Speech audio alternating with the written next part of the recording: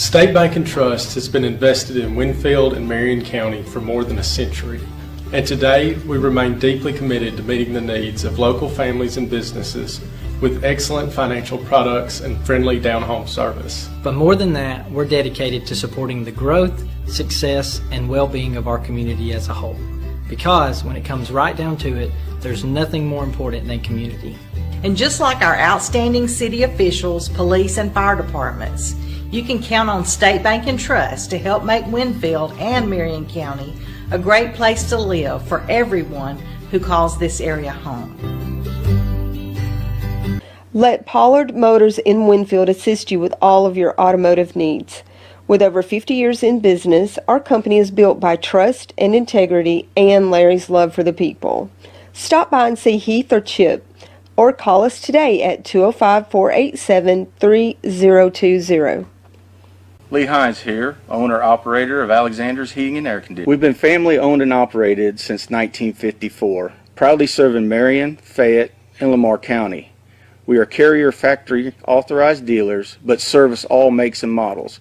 We specialize in residential and light commercial HVAC systems. So as we get ready to enter another hot Alabama summer, please remember Alexander's Heating and Air for all your HVAC needs. Hey, this is Eric Simmons at Furniture Depot in Guin. We've been here in Guin for 10 years serving the needs of families like yours with furniture from Ashley, Serenity Sleep, Million Dollar Rustic. We have stores in Guin and Fayette. So come see me. Crackers. We also have a good selection of barbecue grills. So come see us. Thank you. Hi, my name is Chris Nelson, owner of Nelson Boys Paint and Body LLC, located State Highway 129, Winfield, Alabama. At Nelson Boys Paint and Body, our goals are to meet your expectations in repairing or painting your vehicle. Stop by for a free estimate. Our services include glass replacement, small and large auto repairs, and we have top-notch paint booths for your painting needs. We take all insurance and can save you on your deductible. Come see us and let our over 40 years experience work for you. We're here to assist you and to help you on all your auto body and paint needs. Come see us.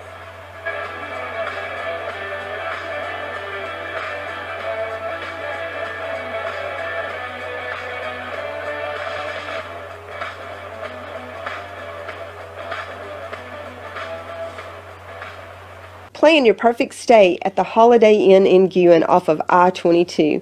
Enjoy our amazing on-site restaurant and bar with a lunch buffet every Sunday. Relax with a quick getaway with your family and make a splash in our outdoor pool. Book your next event with us. Call us at 205-468-4625.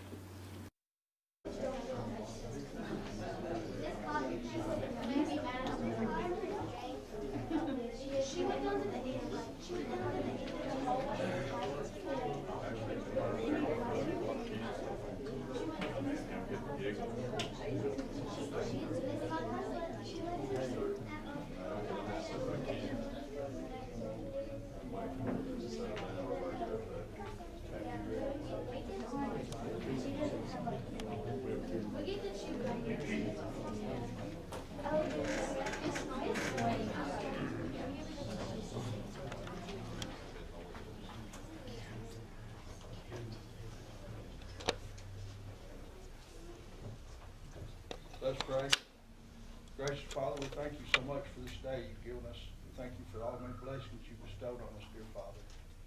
As we come here to meet tonight to discuss the business of our city, dear Father, we pray that we work together in unison in one accord and always put you first in every decision we make, Father. We thank you for everyone that's in attendance here tonight. We ask you to bless them and protect them and guide us through this time, dear Father. In your name we pray. Amen. I pledge allegiance to the flag of the United States of America and to the republic for which it stands, one nation, under God, indivisible, with liberty and justice for all.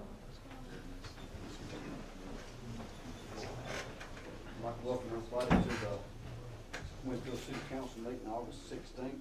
First item on the agenda is approved council minutes from August 2nd, 2022. If the council don't have any comments or questions out of the minutes written, I need to ask for a motion to accept those minutes.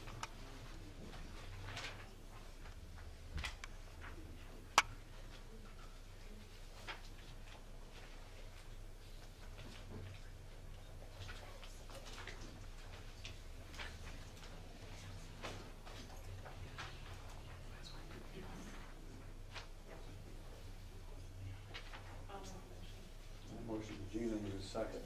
Ed, all in favor? Next item on the agenda is resolution number 1325, 10 and under softball ARPA state champions. I need to ask the council to let me read this resolution number 1325.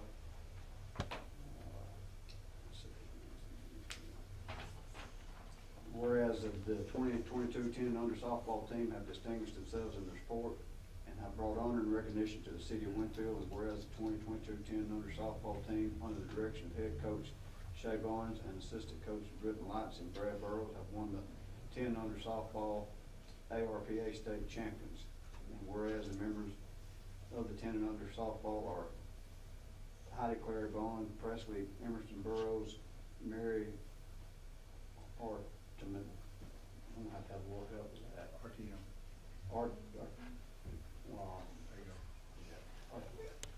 Tillman, Miskina, Betty Marie Gilbert, Alexa Jane Lightsey, Kylie Elizabeth Mordecai, Kendall M. Norris, Leda Rose Porter, Caitlin Ray Smith, Audrey Kate Tilly, and Stella Ruth Walker.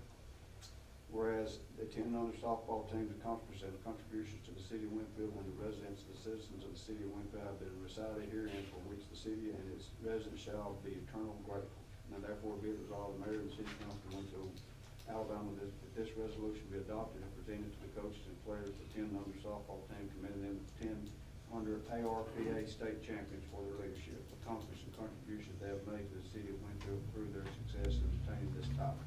Need to ask for motion to approve resolution 1325. Tim made a motion, Keith second, all in favor? All right, need the coaches of the team. I should have had all y'all stand up when I was calling your name out, but I failed to do that, so I need to get y'all come up here and let them take a picture of you taking accepting this resolution.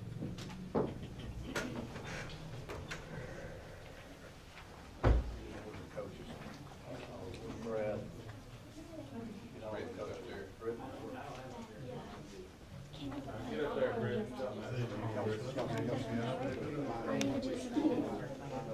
Get up there, Britt.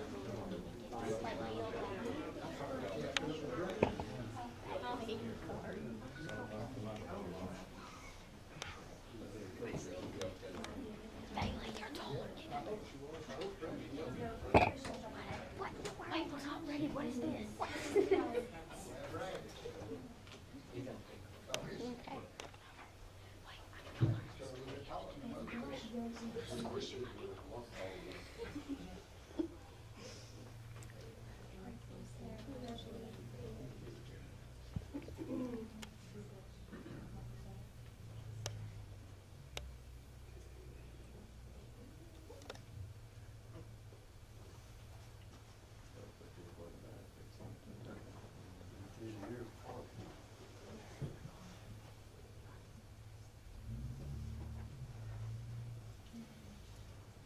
Everybody got one?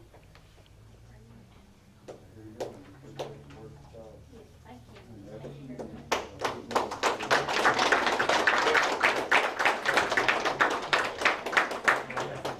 Yeah. Good job, girls. Good job.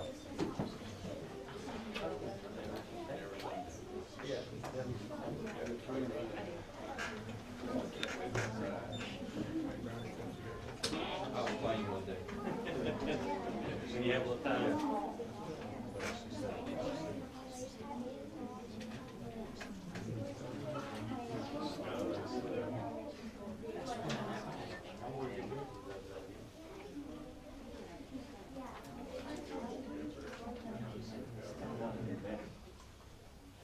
It's all right, isn't it?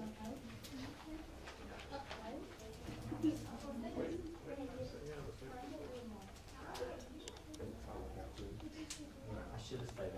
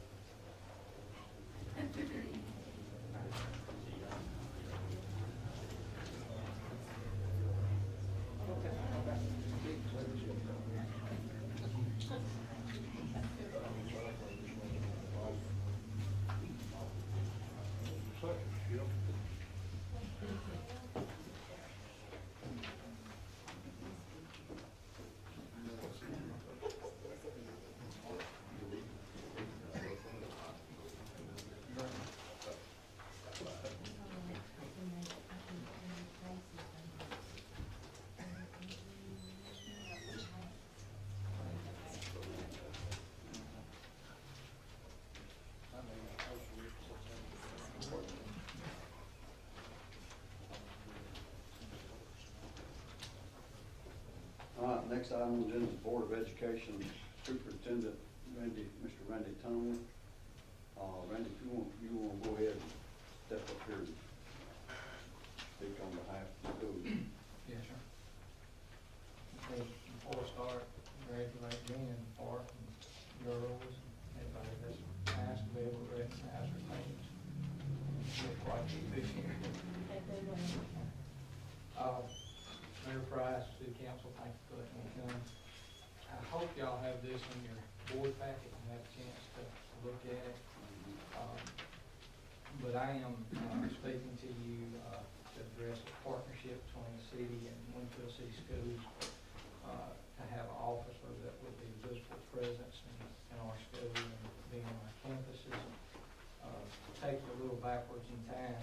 We started talking about this summer, as you see on the agenda letter that talked with Mike Watkins and Chief Burleson about this, and then Mayor Price asked me if I would to put together some items that would show how the resource officer would benefit our children. And so I won't read to you, but I'll just kind of touch on the points.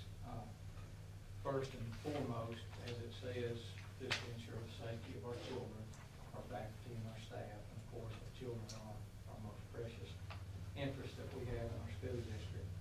But more importantly than that, I also believe the presence of the officer is going to help our children see police force and police officers maybe in a different light than just as something they might have on television or on the video. And we hope that it will not only create a professional level of respect, but also a personal level of respect, not just with our students, but with our faculty and staff. Also, obviously, with what is going on currently in our world, we believe that the officer will be a very comfort to our parents and to our community members as well to be in our school. And we're currently working with our fire department. We have some children that are going to fire college. They're taking some classes. And we believe the presence of the officer through our schools might even inspire some children to seek their career pathway. And added this to it, and it's like automobile insurance. We hope it never happens and we don't need it. But with an officer on our campus, should we have an active shooter situation, we believe that we would get immediate response and attention a lot quicker should that happen. And then finally, in our future, as you know, we purchased a Sitel building. We are going to work on a board office, and then the second part of that phase is to put some career tech classes in that board office, which would include health sciences, cosmetology, and the one I'm listing at is public law and safety, which would include our fire department, our police department, and EMT training for our children. So we see this as a great opportunity for our school, and really would think it would be an asset to our community and our children.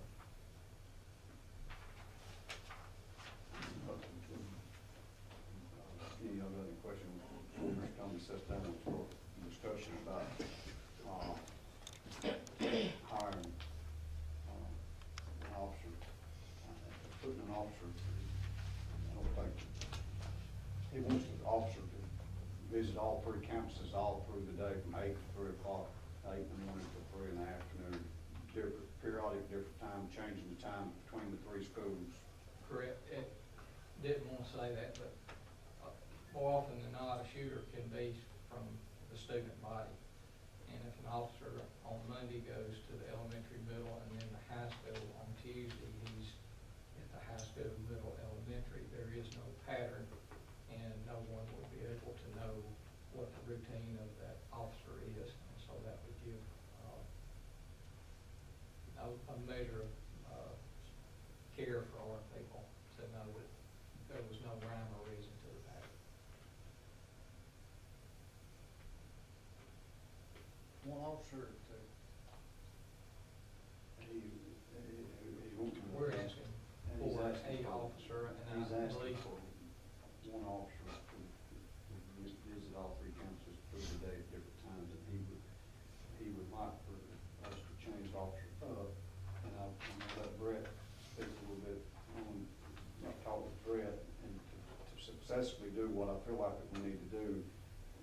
2 officers hired for that work department. Brett and I can elaborate a little bit on that, if anybody needs explanation on that, Brett, we would kind of. Yes, sir. We run an A shift and a B shift, which is 12-hour day A shift, 12-hour night, 12-hour B shift, day shift, 12-hour night. So, in order to have a working rotation, you would have somebody in both of those A and B slots. And what we would do is work it just like any other detail that we work. Everybody would get time at the school, so there would be no one officer that's working there all the time. I feel like that studies have shown, it's not my feeling, that complacency takes over if you have one particular officer staying there. That's not at every school, but it has been shown that it has been an issue in schools that have had trouble. They get used to being there, they get used to doing the same routine just like everybody does throughout the day. If you have different officers that are doing that, everybody spends a little time there. Plus, it helps bridge the gap between the students and the officers to where all of my officers are spending some time with the kids and the kids are getting to spend some time with my officers. That's the only way that I can make it work without having to have overtime or bring somebody off the street.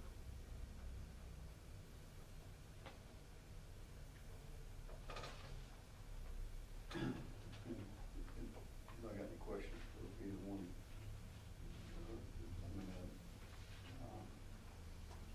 I think it's something that we need to do. I've talked with Mr. Tommy, I've talked to Mr. Tommy in a little bit of detail about it.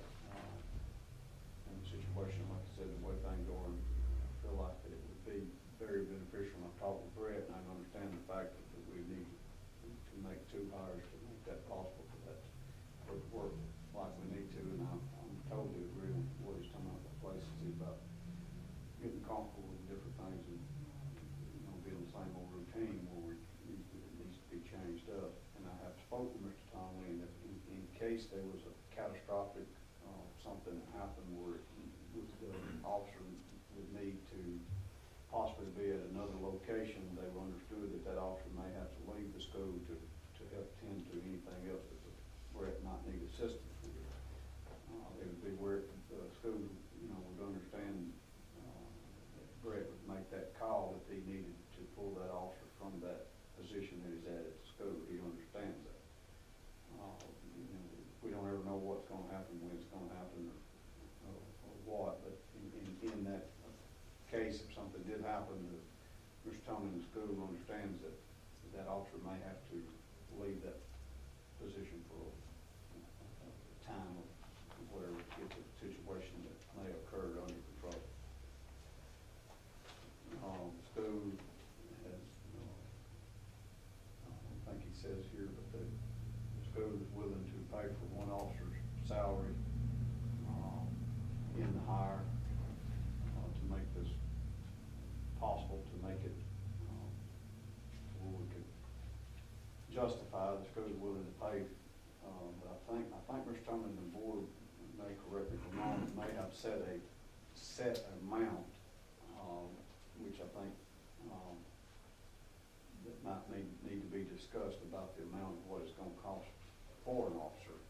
I think that might have been a rough figure that me and you talked about, I think, at the time, what the salary would be or whatever for an officer. I need to know how the council feels as far as moving forward. Get discussions or questions on while they're here, and I understand if you don't want to make a decision. This kind of started early back, and it would have been great if we could have done it right at the first start of the school year, but when it's something that's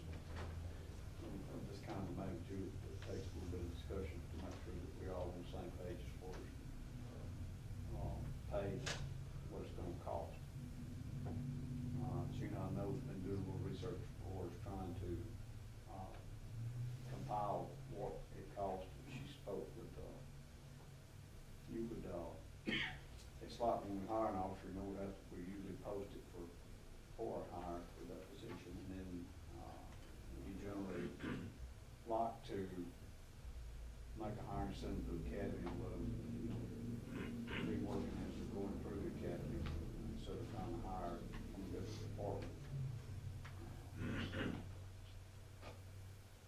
In that case, we're, yeah, we need to hire two. But now let me just say that we're doing it right now. I've got, it's not the way we want it, but there is a system that we have in place. I'm taking folks.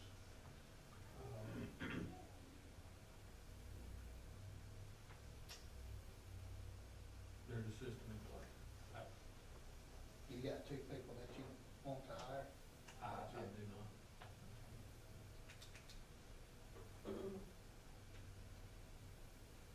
I think another important factor about all this is, having someone there is gonna be a benefit to the teachers, where they can focus on their job as well. And I would hate to know. I walk by those classrooms and I've got to, just in a little bit of time that we've started, it's a highlight of my day to get to go down that elementary school hall when they take their, what they call their restroom breaks. And those kids line up in the hall and they start hollering, "Hey, Chief Burleson," when I start coming down the hall. And they light up with smiles. The teachers are happy. It's just and the guys are enjoying it. I mean, I'll tell you, they have liked going over there. They liked the first day of school. We had several officers at each camp, and just to welcome them back. I mean, we were there for security, yes. We were there just to welcome them back for the first day of school. Old elementary schools probably why I validate that statement. But it is. It does make it hard. It's something. And these kids now, instead of looking at us, I mean, I'll have to tell you guys, you see what the narrative is that's on the national headlines. I don't want that to be Winfield Police Department. I want them to see who we are. I want them to see each officer, and I want them to see that we're just as real as anybody else. We want to be respected, but we also want to show them that we respect them together.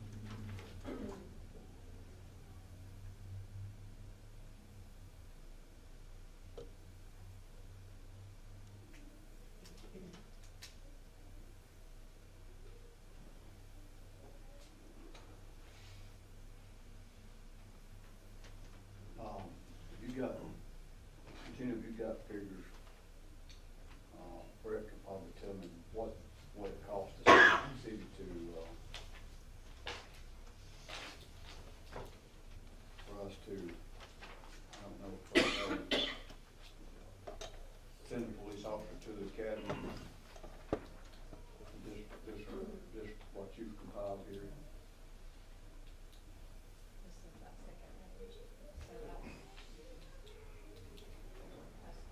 Equipment, all that. This is salary.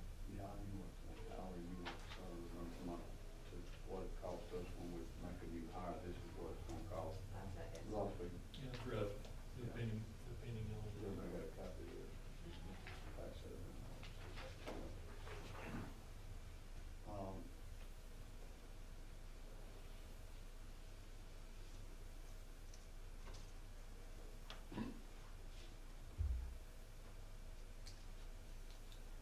Pass that way. I don't know if they've got a copy of it.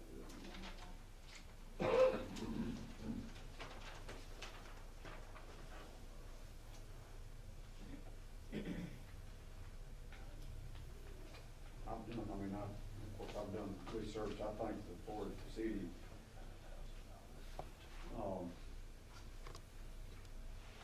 hiring an additional officer, it's talking about one officer and an additional officer to make it work, Brett's rotation.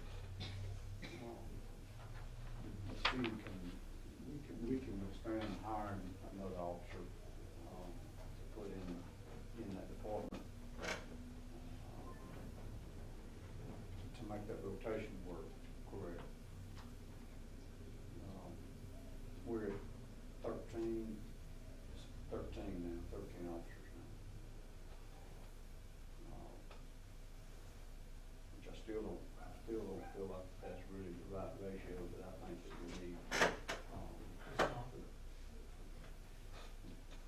city's different because of every aspect of that city. And I mean, I know we're sitting at 45 to 4,700 population.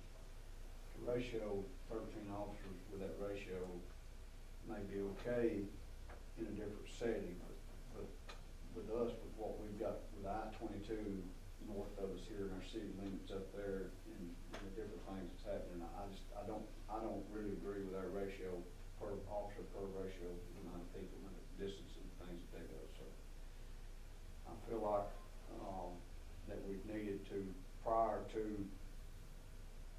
this coming up with trying to put an officer at the school, I felt like that we needed another officer in the department to start with, if not two.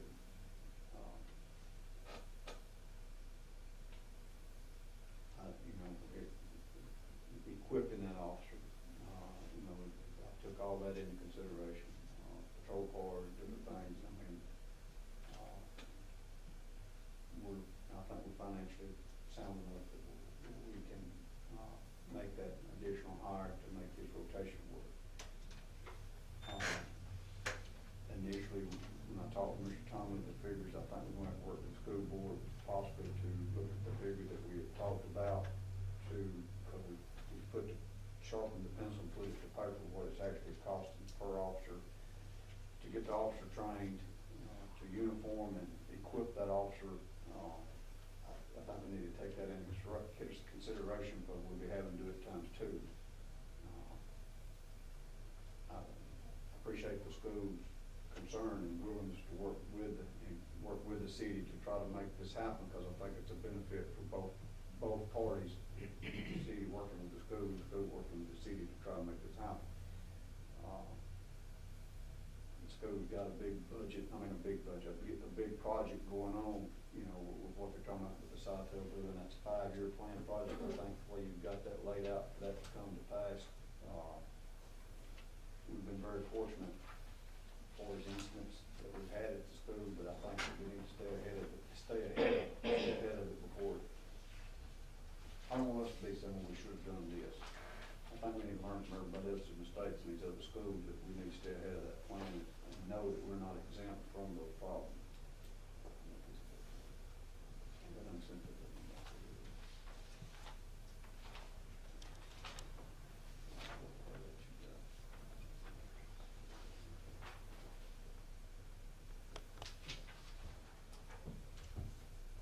We know from hiring before what the city, we know what we do every time when we hire an officer with that posted position.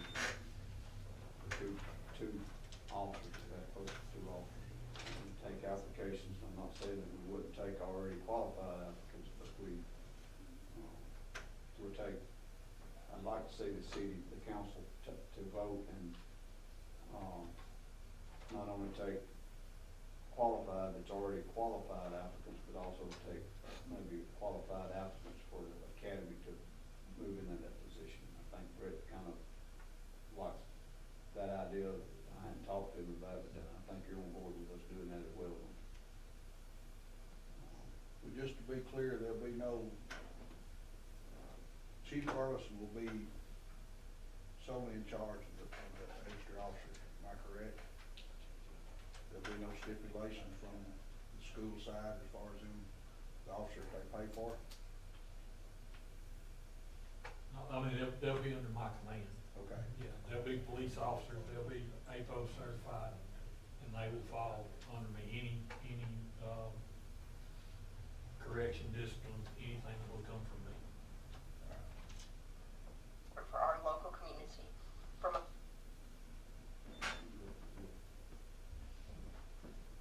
I think everybody in this room is on the same agreement. This is a good thing. Like the mayor has talked about, we may need to look at some numbers and just a knee-jerk reaction from me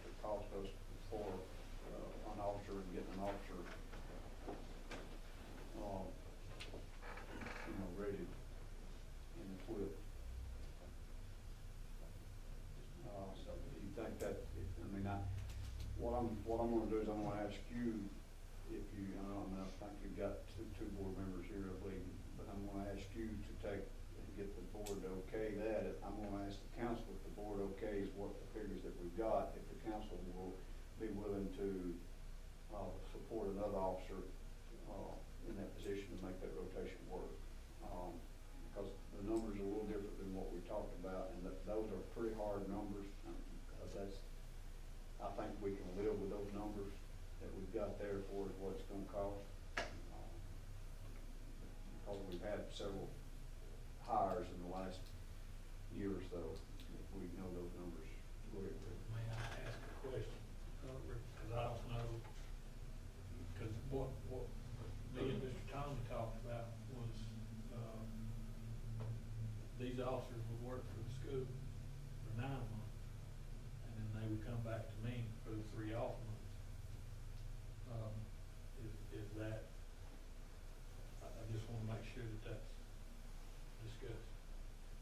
Well, I thought I forgot who it was that I had talked to about that. I think the month of June, there's camps and stuff that go on up at the school that the officer might be utilized at the school in June. Is it math camp? Something, They've got off time, but they've had students at school. We have students 12 months out of the year. Yeah, I mean, it's not like it's less, but there's still school going on.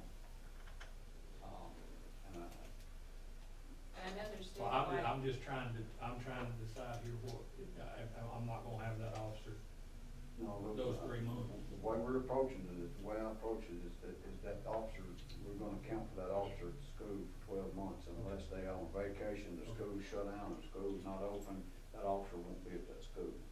Of course, we'll do our normal patrolling like we normally do, but if the school is not open, there won't be an officer there. But it ain't gonna be the same officers every time, though, is it? It's gonna have to be a rotation. It's just gonna be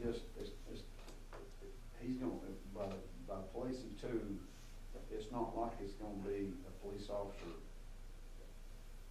It's gonna be everyday business. Yeah. Because there's somebody up there every day. He's gonna change it. He's gonna have this officer maybe on this detail, and this officer on this detail. It'll be up to his, it'll be just like it's another daily task for them. It's just like going to the school crossing. They go to the school crossings in the morning or whatever, he changed the officer, he got officer, he might consent, she'll change, do this. It's not gonna be like it's, anything separate. It's gonna be in his daily task. Is this okay for me to, keep it? But it says in the summertime, you don't have this department on that. There are people in those meetings. Some days they don't get to go to the school crossing because of deal, whatever may be going on. If the school is down, I'm sure Brett could utilize these officers in somewhere else, right? Yes, sir. That's what I'm saying, we shorthanded him. Yeah, that's not a problem.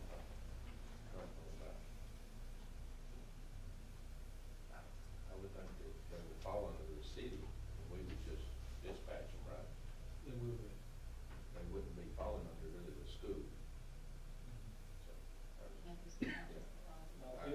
It will just be that's what I'm saying, it will just be like a detachment. Yes.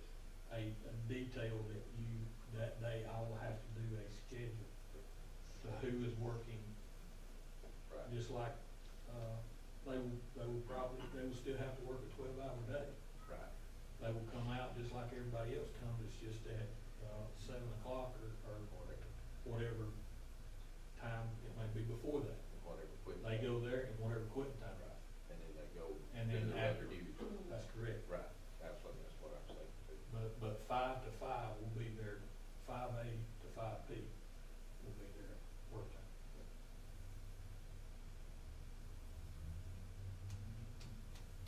Is that something you need to take back before your board? Yes, sir. I was just prepared to show the need at the school, and I'll talk with our CSFO. I'd like to ask the council if they're on board with doing this, and then when we come back to if he comes back, result from the school board, it's favorable to what we say that we've got to have to place that officer, to hire that officer, and quit that officer.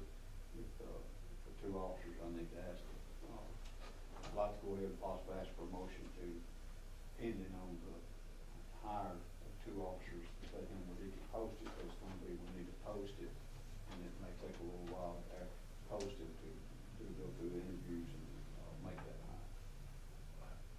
So, how long do you think it'd take you to go back? We've got a call board meeting for Friday, and so God's will, we get to have that. That's because we got the new contract, when the architect at the Latham, with Latham Associates, so hopefully I could have an answer by Monday. So if we go ahead and vote based on that, if it works out that way, we could go on forward. If not, we'll have to table it, and we'll have to come back to the next council meeting if it don't come back.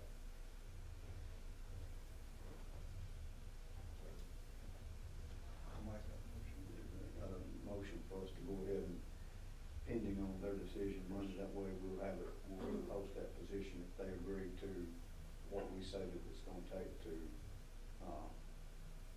hire and put that off. Is there a possibility of running into extended time hiring somebody? That's what I'm afraid of. Yep. Why don't we go ahead and do it? And they can keep whatever their money is, and we just take a percentage of the tax money, pay for both of them. What do you want? Go ahead and hire, go ahead and post it.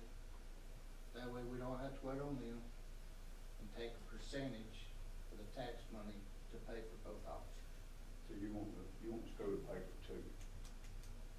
Well, that would be the city that's gonna be paying for it. Yeah, but their budget's based on that income that's coming. They're basing what they can pay based on the budget that they have, and the budget that they have is based on the money that comes in the sales tax.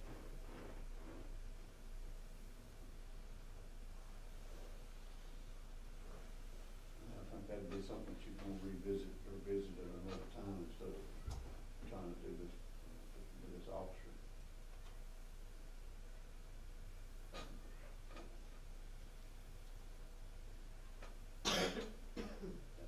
Ed's made a motion for us to go ahead and, based on their decision Monday, to pay what it's gonna take for one of the officers, and then the city will hire and pay for the other officer. I got a motion from Ed, and I need to ask for a second for that motion, providing that what the results is at their board meeting.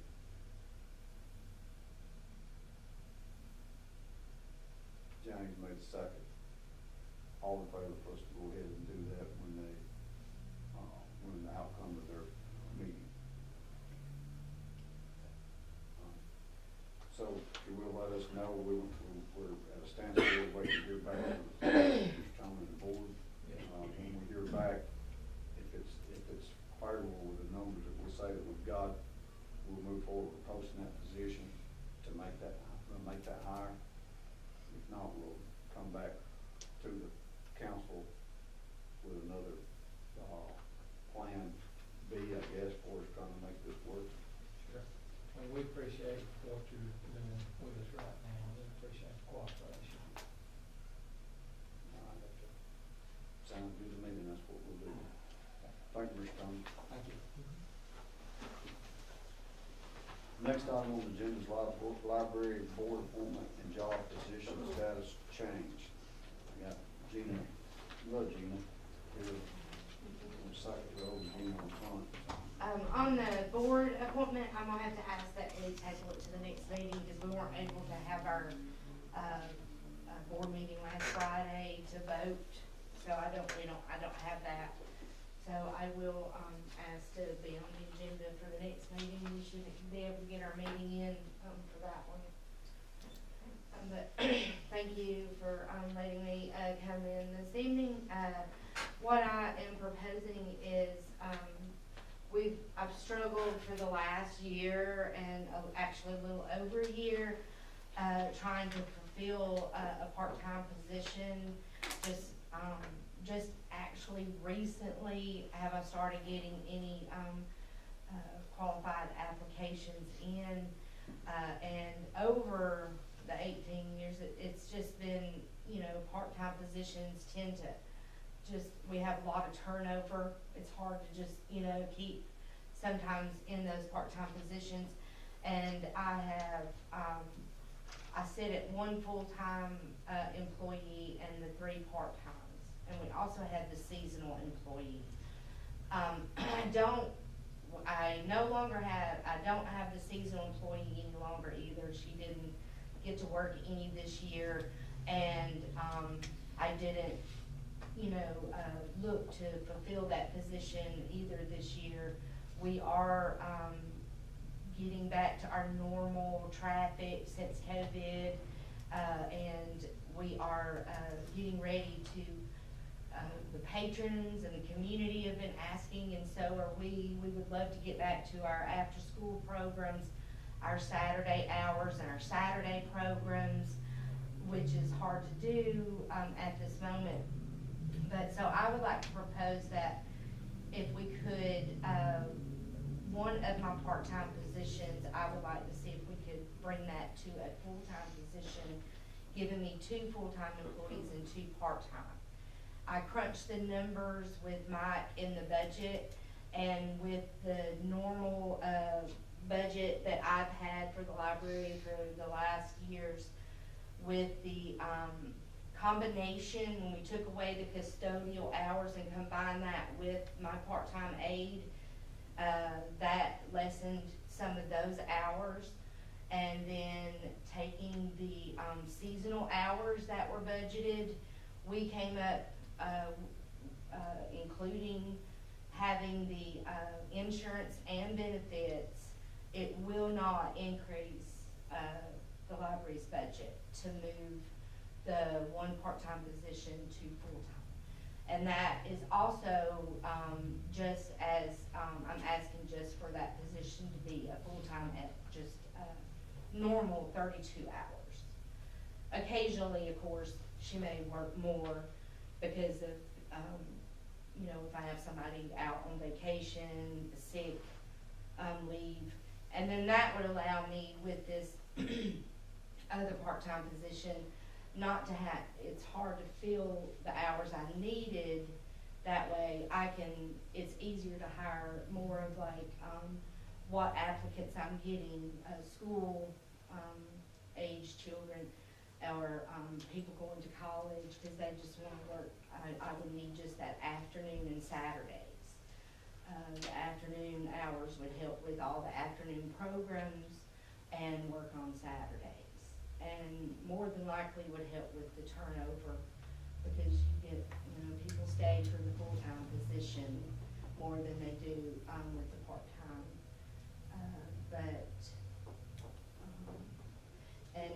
Hannah Birdsong is the part-time employee who has worked the part-time position going on roughly 2 years, close to it now.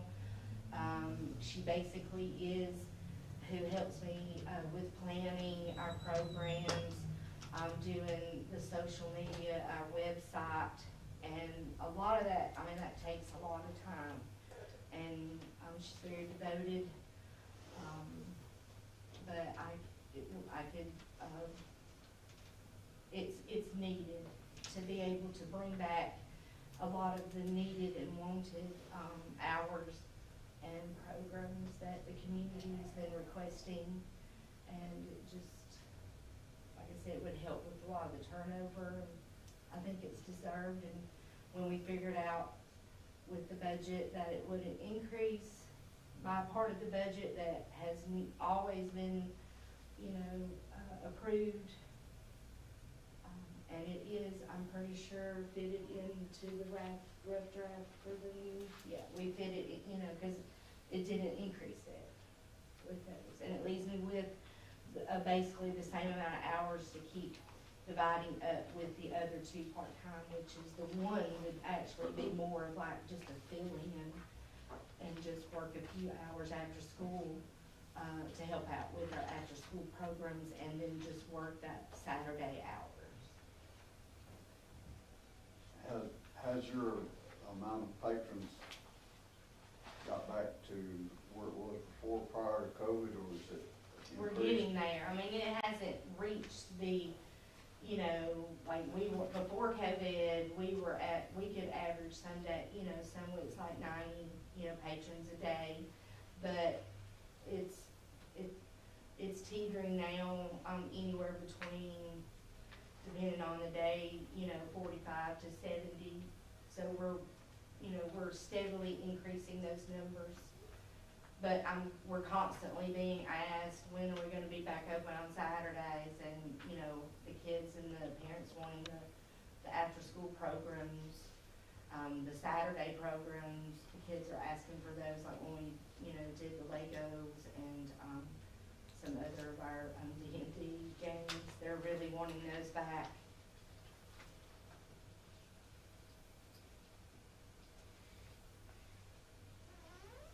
I don't see no problem based on her recommendation to move that, because she hadn't replaced the seasonal part-time help.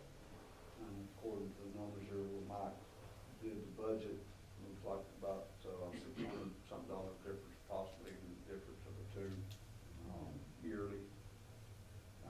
I can relate to her about a part-time versus a full-time, being able to keep an employee is a lot easier when it's full-time versus a part-time position.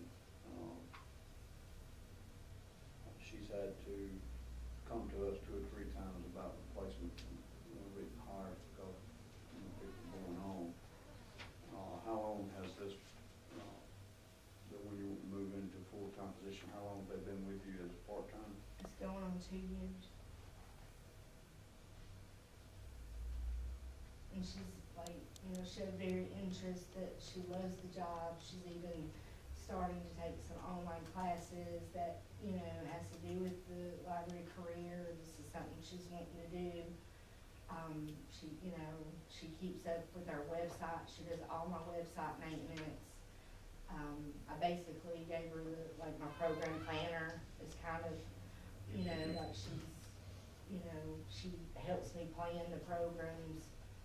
And she does a great job with that. And I think of, you know, the duties that I've kind of delegated to her, it actually, you know, the duties are meant for full-time. I mean, she actually does, you know, a little too much. I think sometimes I catch her doing it on her own time. How many full-time do you have now? Just one. I have the library assistant. He's full-time. Is she here? I'm sorry? I said, is she here? Oh, yeah, Sue's here. I think so, yeah. So it would just be, like, the title would be just full-time library aide. And then so I would have full-time library aide and part-time library aide. So you got the payroll, the salary figured in for this position. It's built into that rough draft. So it's not something we're gonna have to revisit or. Well, we thought it would be good to have it like in between the two.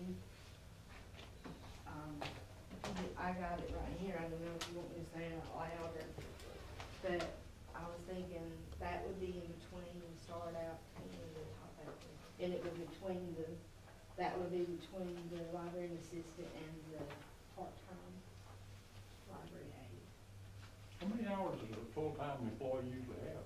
32 sounds like part-time to me. 32, it is you can be full-time at 32 hours. That's That's not what I asked. Oh, I'm sorry. What's your full-time hours now? My full-time gets 40 hours a week.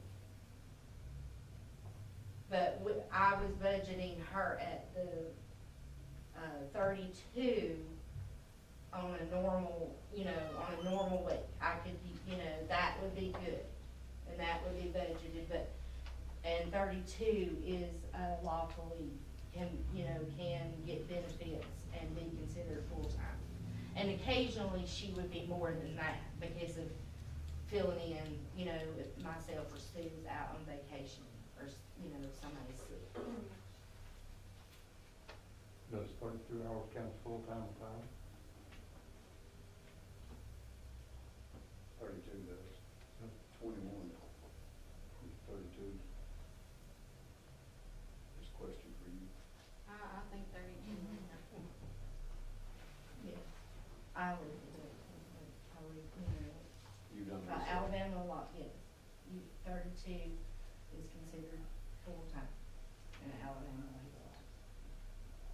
mean, they are, you know, allowed benefits.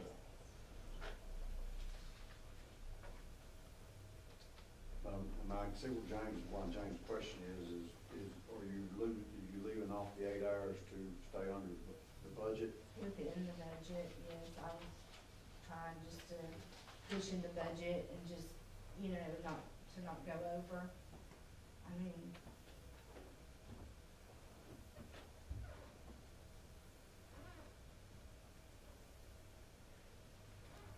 and that was just a good schedule that fit right now, you know, with our hours.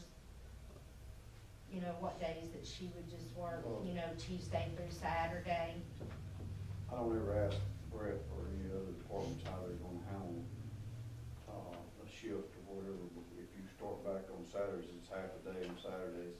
It's about 4 hours. 4 hours on Saturday, Yeah, you're half gonna a be day. able to cover that without additional part-time help, or you're gonna be okay Well, with it? I still have the one that I'm trying to get hired now. And that would be the one that just works the least hours. And that would, putting her full-time would make it easier to fill that position, because I could just use a school student, someone who can just work the afternoons and Saturdays. And that's in the budget, you already Yes. got that for you. Yes, sir. So that would put me at 2 full-time and 2 part-time. Because when we do the programs, that would, you know, that helps, because you gotta have 2 in with the program, and then, you know, at least 2 out, or, you know, when you got people out with vacation or sick, it doesn't leave me so short-handed, because it's gonna happen on the day that you got a program scheduled, you know, or Saturday. Anybody else got any questions for Jean? I need to ask for a motion for us to go ahead and let her move up into a full-time position, 32 hours. So what did you have for the pay? 10, Start sorry, at 10, top of 14. and then the top out will be 14. And then, because this is what I got in my email of what my employees went to, so that puts her in between the library assistant and the part-time. Did you read that little Yeah, bit? well. I can't wear glasses. I was looking on, well, But now, I don't have an official, so I mean, this is just what was emailed to me. So this may be not correct, I don't know. yeah, 'cause it was. Did it get changed? There was And we can, yeah, I have, yeah, what we. Have you looked at that, Mike? Is that? in line? Based on the information I have, that would put this full-time position she's creating, start pay and top out pay, in between her current part-time and her current full-time. Gina. yes, I'm sorry. Because I was gonna say, this was the sheet that we had that day, because that was full-time, and that was part-time, right? Oh, well, that's me, and then this is my full-time assistant, and then this is my part-time. Okay, so you're Yes. going in between those Right, two? Okay, yes, okay. yes. Okay. Yes. Because it would be, it's library assistant, which is full-time, and then I had the 3 part-time. And then, but now it would be the library assistant, and then a full-time library aide, and then part-time library aide. And then that's it. Really creating another position, description in there. Right. You wouldn't not Your gonna follow. total hours would stay the same from one budget year to the next. Yes. You would just have less part-time hours because you're taking some of your part-time to create the full-time. And I lost Tess, who was my seasonal employee. She didn't even get to work any this year. And so that's when I got to thinking, well, you know, we struggled, but we made it without her. And I would just soon group, instead of hiring another seasonal, to group those in to get her full-time. Motion. Or you don't know one? I need a motion. All in favor?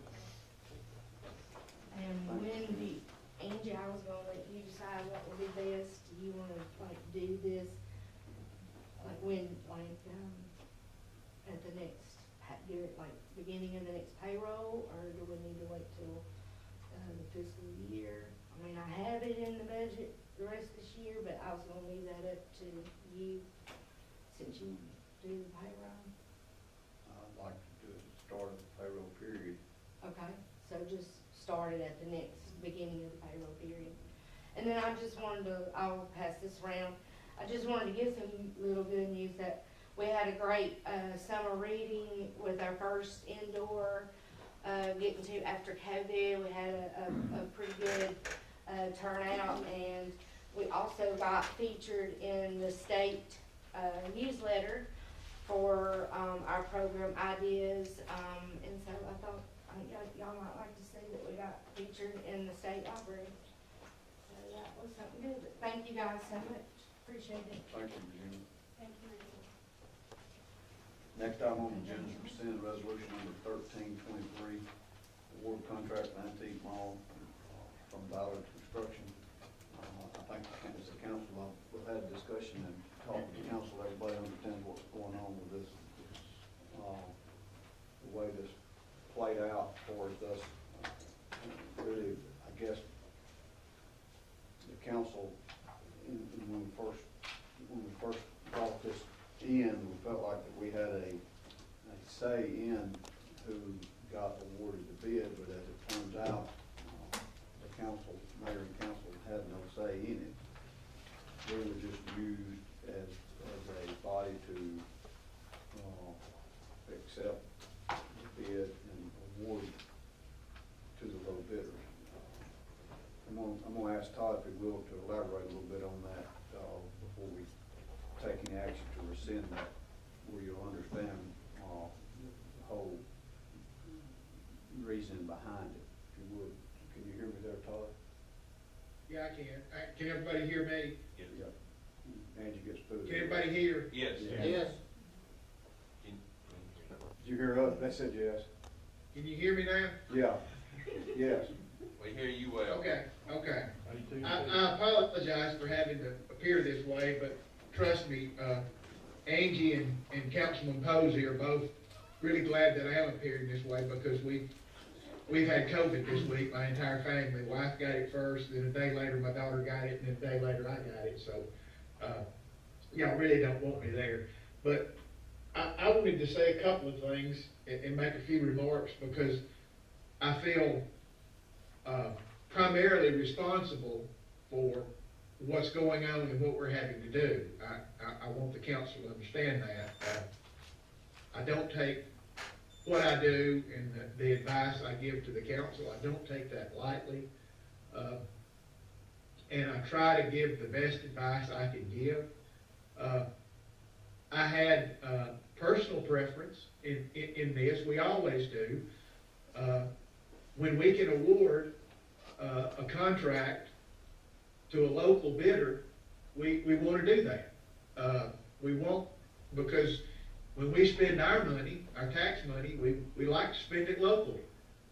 We like to spend it with a local person that's going to turn around and invest it back in the community. And in fact, in certain bid awards, we can do that. There is, in fact, a local preference zone in certain type of bids. But as I came to learn after this bid award, that is only done, or can only be done, in competitive bid situation where we're talking about goods and services. And since this is a public works project, there is no preference, local zone preference, or local bid rule. Interesting though, under the competitive bid rules, just going to take this little shot, the state of Alabama gets a preference. They have a preference zone because according to the opinion of the attorneys general that we got, if you're a resident versus a non-resident, you can be given preference.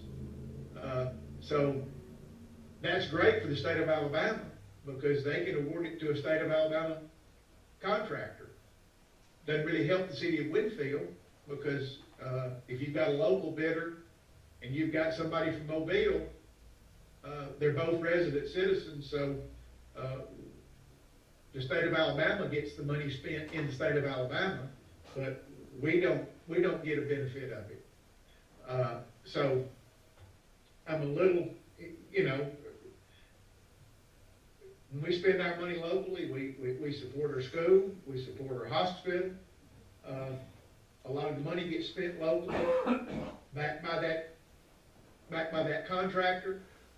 And so we have an interest in that. And so that was the reason that we did what we did. We cannot do that, according to the opinion we received from the Attorney General's office. The only thing we can do is award it to the lowest responsible bidder. And both of the bidders were responsible bidders, and the lowest bid in this situation was not Ballard Builders, it was K&A Contractors, and that's who we must award to.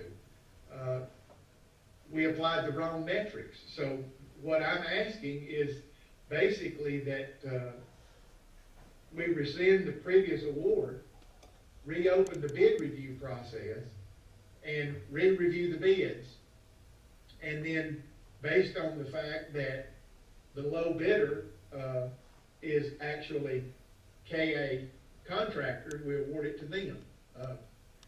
And I want everyone to understand,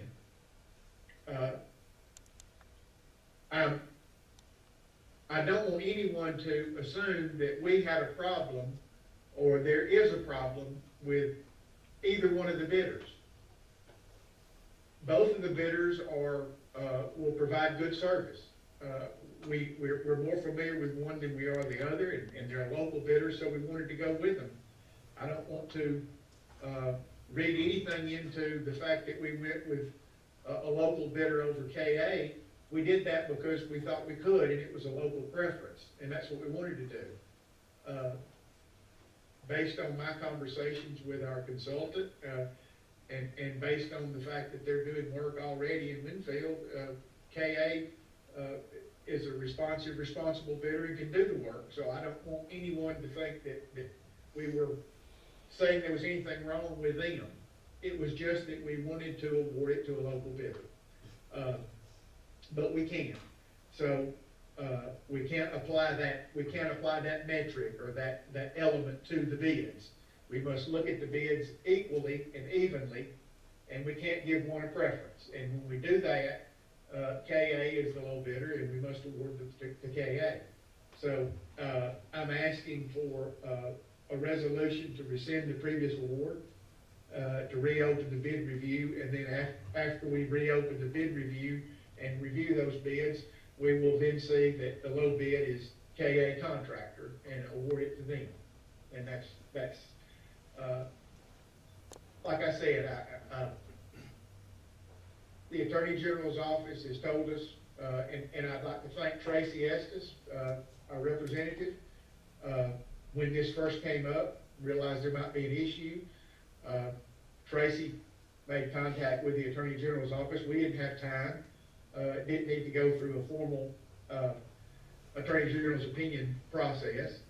He reached out and communicated with the Attorney General's office, and they've advised there is no provision other than the resident bid rule, or a resident bidder. There is no provision to do anything other than award the lowest bidder. There is no local preference zone in this contract, and that's because it's a public works contract as opposed to a competitive bid contract with for goods and services. So my opinion is that the lowest bidder is KA, and that we cannot give a preference to Ballard. That's the opinion I'm going to give. So. Anybody got any questions for Todd? Mayor, with that, I guess I'm through. Okay, I was gonna make sure, before I cut you off, make sure that nobody else had any questions for you. Hello, did everybody hear that? Yeah, we Yes. heard you. We Well, heard I you. can't hear y'all now. We hear you, I don't bud. know how come you can't hear us now.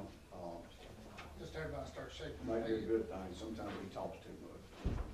Anyway, I just see if he could hear that. Based on the legal I can't counsel, hear anything on your end, so. He's gonna text you. Thumbs up, give it a thumbs up.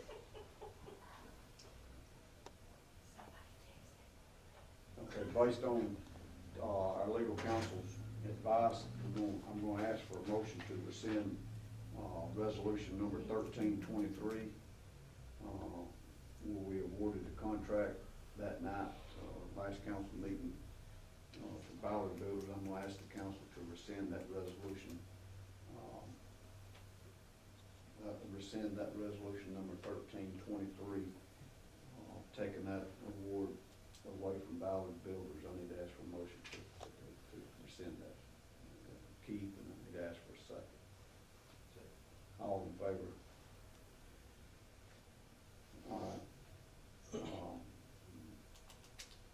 He kept saying, that he wanted us to, go back into open bid process.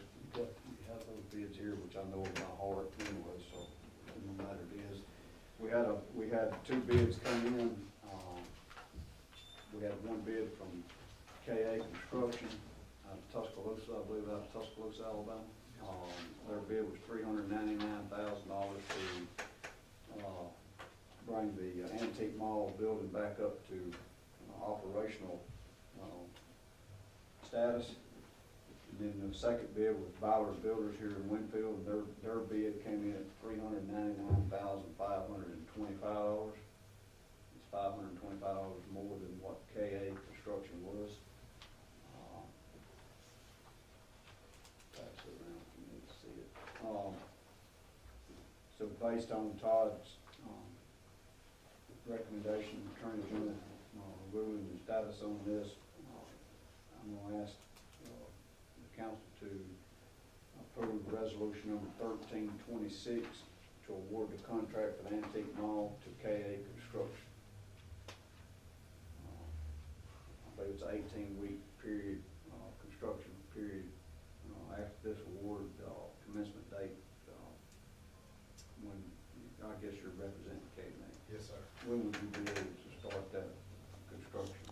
I guess once we get the contracts, bonds and all secured for you guys and the contracts back, we can mobilize within a week.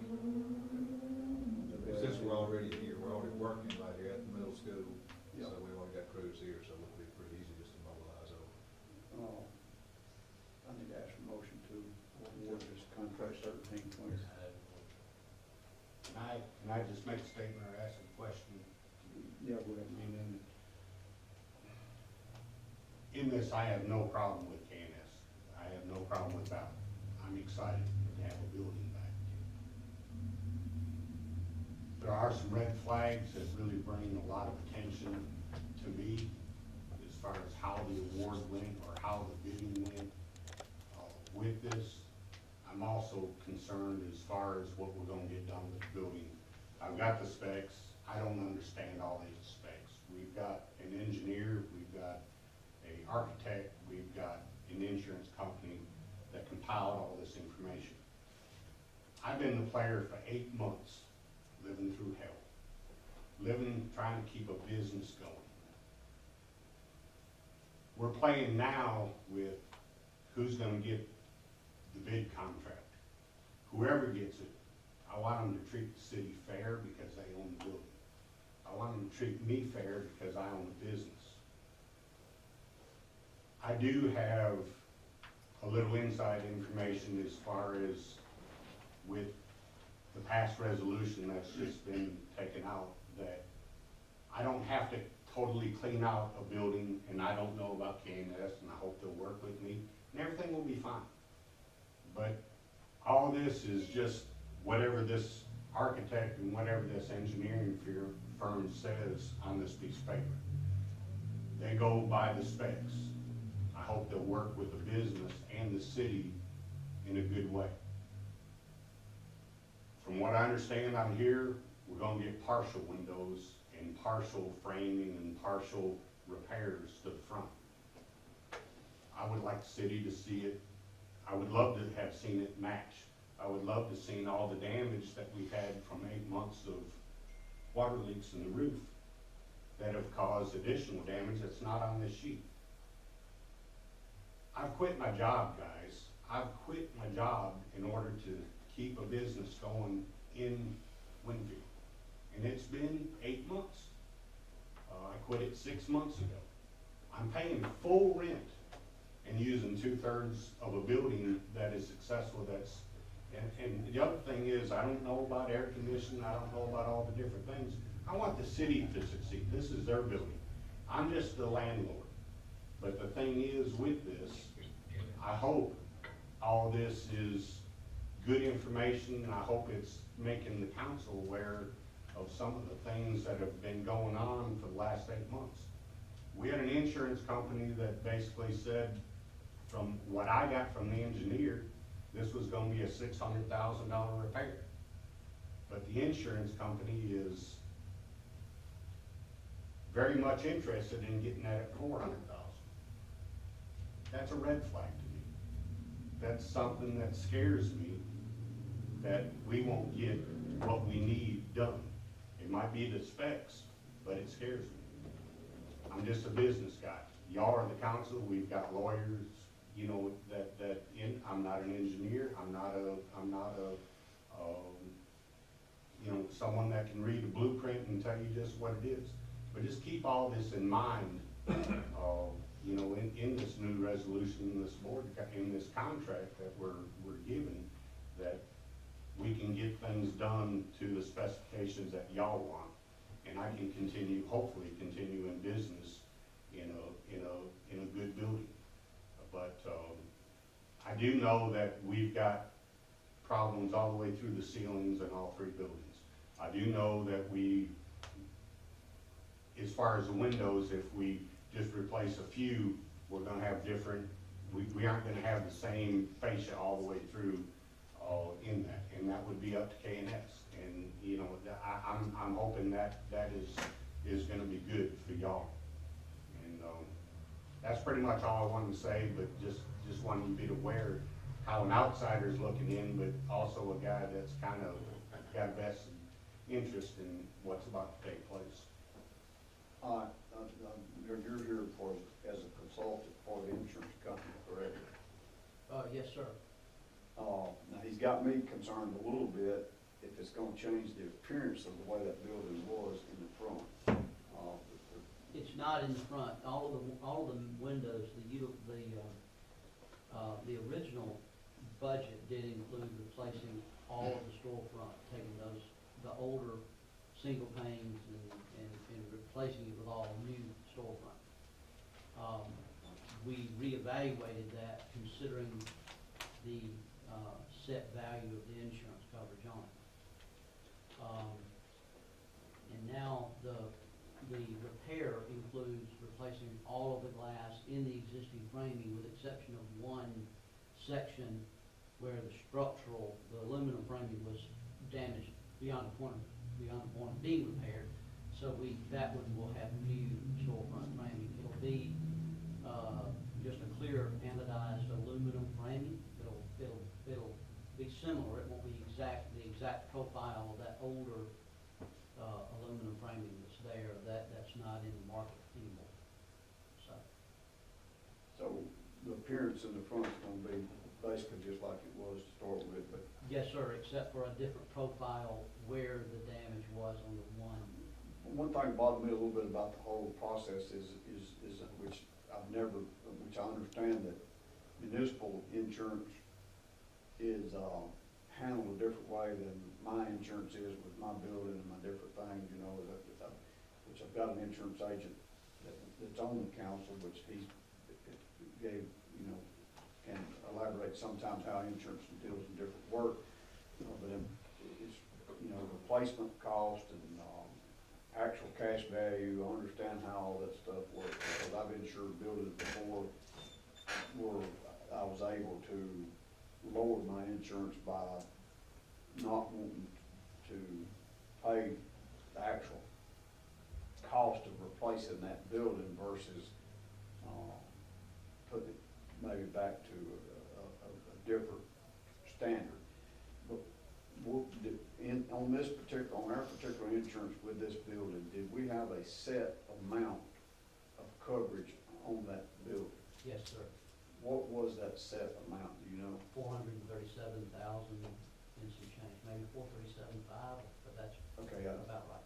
Okay, and out of Now, that. I'm speaking from my memory and Right, not I from the think that's, policy. I had mine at 435. Yes, sir, just keep that in mind, members of council and everyone, and I'm speaking from memory, and I'm not representing the insurance company as their agent in terms of the policy coverages and the language of Right, that. I understand that. All right. Yeah, I understand that, but just a second, the reason I'm asking that is because I wanna have an understanding, because I've never really dealt with an insurance company that would hire a consultant and an engineer and then take that out of my coverage amount. And I think that's how they're taking that out of my coverage amount of my building. And, you know, it's just like Todd, we had to get an attorney general's opinion to come back and say that we awarded that bid in error. I don't really see where we even have a say in awarding the bid, except for just going through the process and the motion of saying, well, this is the bid and we have to do this to make it right. I particularly don't agree with Amic taking consultant and engineering fee out of my building coverage. I mean, that throws me for a little bit of a loop, and I don't know that there would be any money left after, you know, the $437,000, and it kind of appears to me like that the $399,000, which it's very uncommon. Well, I say uncommon. It's hard ever you see that it's $525 difference in a $400,000 bid. I think that's remarkable that they was able to get that close. Nobody left no money laying on the table. But we had $437,000 worth of coverage, but we only actually had $400,000 that we could use close to it by the time those other fees was taken out. That's what's blowing me for just a little bit. Which I know Todd can't hear me, or he probably speaks. He is hearing me. I just don't understand how all that works, because I've never run into this before. It's just like our, which the same insurance company's got my electrical with my lights and stuff that all this damage is done at the same time. And everything that's going slow motion for us getting things done with the insurance company for us. My traffic lights and the street lights, I understand we had to get the arms and different things, but I don't really understand the bid process myself, the bid process, how it takes place when it comes to insurance money, the insurance paying what's due on the building. You know, it's just like the building down here at Pollard, Greg Ewan's place. He had X amount of dollars, and the insurance cuts him a check and says, here, fix the building. If you want to fix it, not, it's your problem. It's your building. That's what, you know, we kind of left it at that. And then, but we have to go through a bid process that we really don't have no say in, that actually part of the process takes away money of our coverage. But go ahead and elaborate a little bit, James. I think you had something to say. Well, when you have somebody, Mike asked a question, that the reasonable estimate was $600,000. When the adjuster came out and did his inspection of the building, to put it back identical like it was a $600-something thousand estimate to put it there. But the city had that building insured for $430,000 that had not been corrected over the years. The policy had never been reviewed over a 20-year period of time, and the building and everything had gone up. And the insurance company, when they were settling, when they were doing this, had we had $900,000 on that building, they would have more than likely paid the consulting fee and the engineering fee out of it and paid $600-something thousand to fix the building. And this part that Randy's not understanding never shows up unless you have something underinsured, which is the case on that building down there. Now my suggestion is, when this building's put back, we raise the coverage on it to $1 million. Be something for another day. Yeah, but that's basically what happened. Neither one. And it's hard to understand, I know, but that's basically what happened. I mean, the insurance company would have gone ahead had they had extra. I mean, they would have taken, they pay people to do things too, but it actually comes out of the excess on the settlement, because you have, say you had $900,000 and $600,000, it's still $30-some thousand paid out up here somewhere that you don't ever see. That's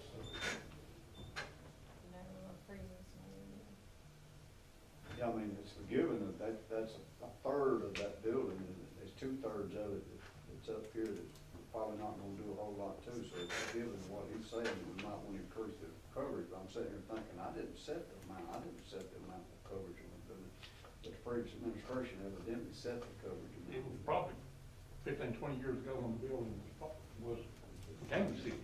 It was about 5 administrations ago. It was about 20 years ago. Okay. That's what the problem is, and we may all take a look at a lot of our buildings around town. She's got a copy of the insurance coverage, thing if you need, you wanna look through it. As a, Mr. Mayor, and to all council members, I do recommend, my thought back to you is to, with AMIC, to revisit the policy limits and make sure that you are comfortable going forward.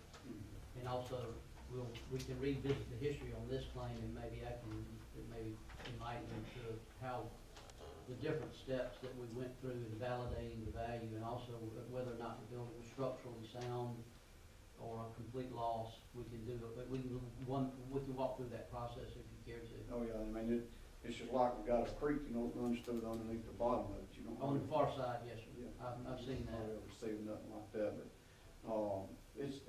this whole process has been a learning process. We've never experienced, you know, and I still say that we're very fortunate with no more damage than we had.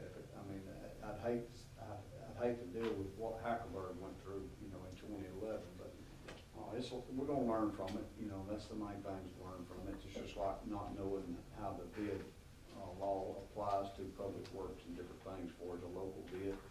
There again, like Todd said, we don't know. K&A, we don't know your company, but I'm sure it's a reputable company. I've talked to Mr. Tomlin, he's very satisfied with the work that you're doing at school. We look forward to you doing the work for us here on this building, and we're proud that you got the low bid. We're not chastising you because you're taking the money back to Tuscaloosa. We just would like for it to stay here. Sure, So and we've got maybe some local contractors that we're working with here to do as much of that. I've even asked Mr. Norris with the county board to help us with any local subs. Of course, the roofer, I think it's Miller Roof, and I think they're local, so here we're using those guys. Jasper. And of course, just so you know, so everybody knows, we went through 2011 in Tuscaloosa, repairing a bunch of businesses that were occupied, that we had to work in to get them back going. Billions of dollars worth of work down there that we did. We took care of those people, we'll take care of you. Just to give you, you know, even Brittany was in here earlier. We built the building for Alabama Power and Jasper for them. So we do a lot of work. We just built up here in the jail at Hamilton. So we're around the area a good bit.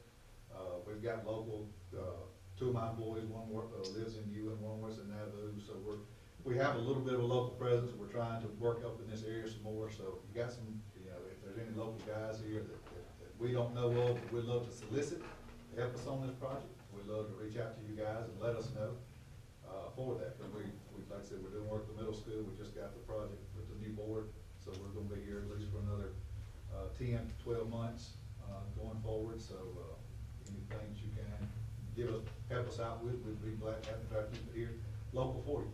I sure appreciate that. Don't bring your lunch, you know, buy your gas here too. We've had a lot of Mexican meals. Yeah, if you got anybody anybody staying overnight, they need to stay at exit 30, not 26. I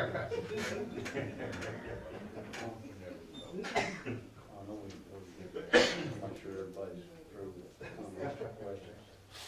With that being said, I need to ask for a motion to accept this resolution 1326, awarding this bid to K&A.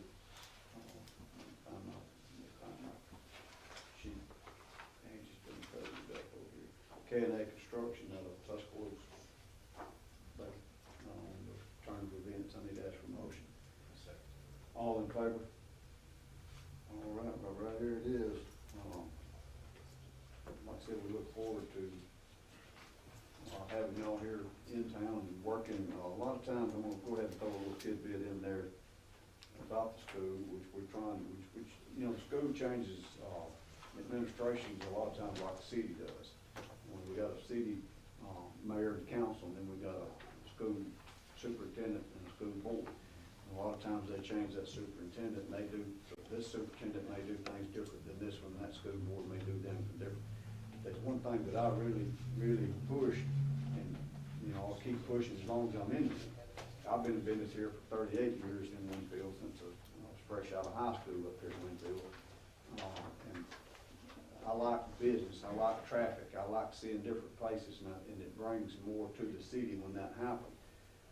But be sure, if you will, of any subcontractor that you use, that they come in and buy a city license. Oh, yes. School, I stay on the school and stay on the school because I drove a bus from school and I'd come through, see somebody working, I'd call down here and I'd say, they got a license. No, they don't. I said, well, send somebody, tell them to come get a license. That helps support different things, and it keeps let us know who's doing what that's in town without us having to see them, and then they don't have a license. So if any subcontractor that you've got or will have, if you don't mind, tell them first thing, it's not that expensive. First thing they need to do is get a license.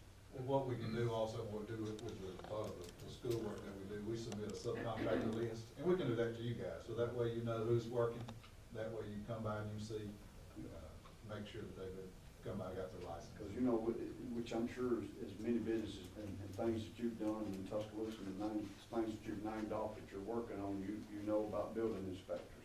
Yes, sir. You know, it's very lenient here because we don't have enough work per se to have one employee to do it, but we're depending on your company to not want to hurt your license. Well, I would think on this job, you got Bob Barnett, Barnett Johnson Wilson, who's a structural engineer. I have a good relationship with him. I would imagine he would come and do some inspections prior to us covering any work up. And same thing with your roofing. You're gonna have a roofing manufacturer come walk that and give you a roofing manufacturer to get your warranties and all that stuff. So everything will be inspected by someone, even though that you don't have a local inspector. That's usually what we count on is engineers the way it is. We've got engineers involved. We trust that they will protect their license and their name and everything, so we make it, we don't have to really worry about it per se because of the fact that it's a reputable company.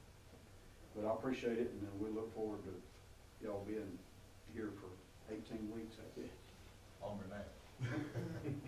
All right, next item on the agenda is approve fuel bid solicitations. Everybody familiar with what that is? That's where we put up, submit out the bid for all city's fuel and gas purchases for the entire year.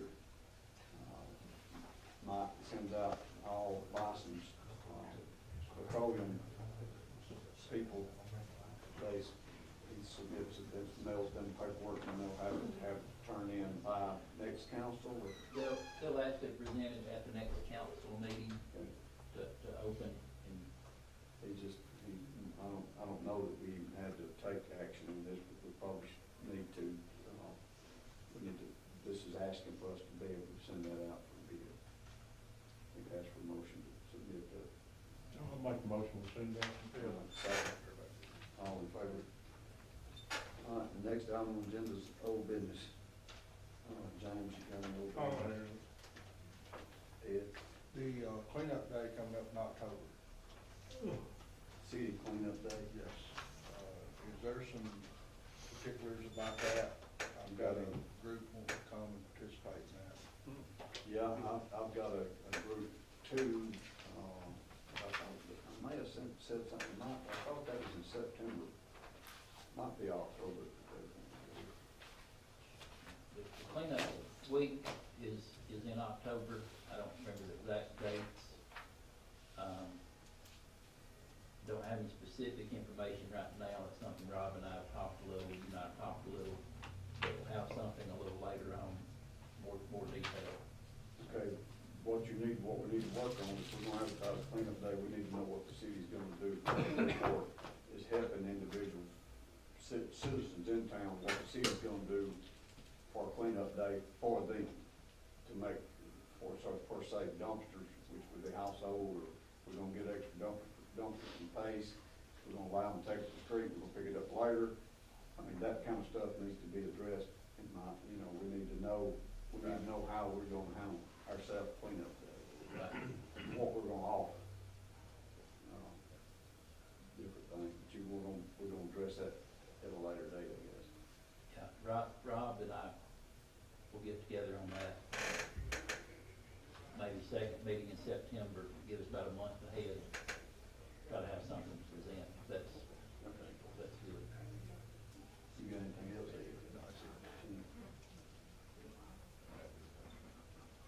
I was just gonna say, I had talked to Regina about the electrical in the library, and she said, they're almost done for that there, and that they were doing a really good job. That's good.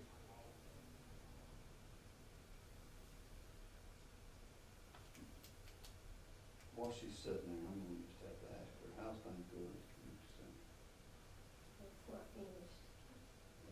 I know that because I sent the rest of the money, but is everything working?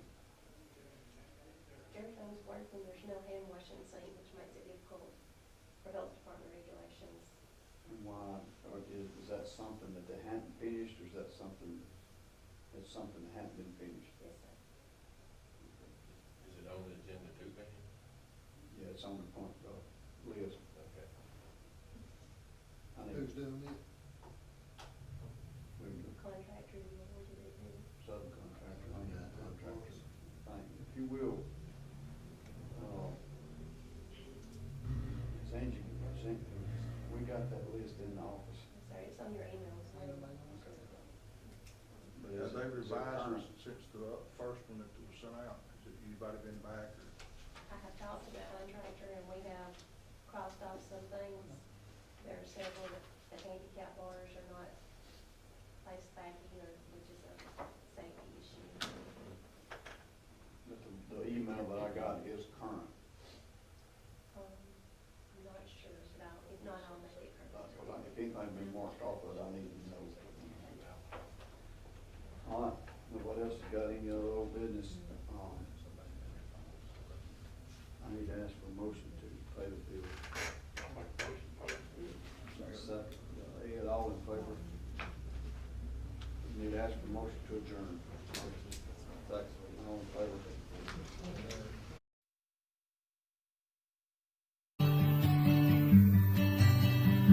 State Bank and Trust has been invested in Winfield and Marion County for more than a century, and today we remain deeply committed to meeting the needs of local families and businesses with excellent financial products and friendly down-home service. But more than that, we're dedicated to supporting the growth, success, and well-being of our community as a whole. Because when it comes right down to it, there's nothing more important than community. And just like our outstanding city officials, police, and fire departments, you can count on State Bank and Trust to help make Winfield and Marion County a great place to live for everyone who calls this area home. Let Pollard Motors in Winfield assist you with all of your automotive needs. With over 50 years in business, our company is built by trust and integrity and Larry's love for the people. Stop by and see Heath or Chip, or call us today at 205-487-3020. Lee Hines here, owner-operator of Alexander's Heating and Air Conditioning. We've been family-owned and operated since 1954, proudly serving Marion, Fayette, and Lamar County. We are Carrier Factory authorized dealers, but service all makes and models. We specialize in residential and light commercial HVAC systems. So as we get ready to enter another hot Alabama summer, please remember Alexander's Heating and Air for all your HVAC needs. Hey, this is Eric Simmons at Furniture Depot in Guin. We've been here in Guin for 10 years serving the needs of families like yours with furniture from Ashley, Serenity Sleep, Million Dollar Rustic. We have stores in Guin and Fayette. So come see me. Crackers. We also have a good selection of barbecue grills, so come see us. Thank you. Hi, my name is Chris Nelson, owner of Nelson Boys Paint and Body LLC, located State Highway 129, Winfield, Alabama. At Nelson Boys Paint and Body, our goals are to meet your expectations in repairing or painting your vehicle. Stop by for a free estimate. Our services include glass replacement, small and large auto repairs, and we have top-notch paint booths for your painting needs. We take all insurance and can save you on your deductible. Come see us and let our over 40 years experience work for you. We're here to assist you and to help you on all your auto body and paint needs. Come see us.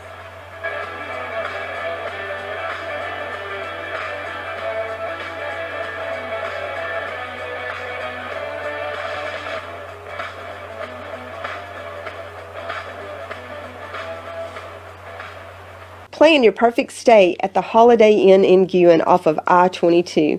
Enjoy our amazing on-site restaurant and bar with a lunch buffet every Sunday. Relax with a quick getaway with your family and make a splash in our outdoor pool. Book your next event with us. Call us at 205-468-4625.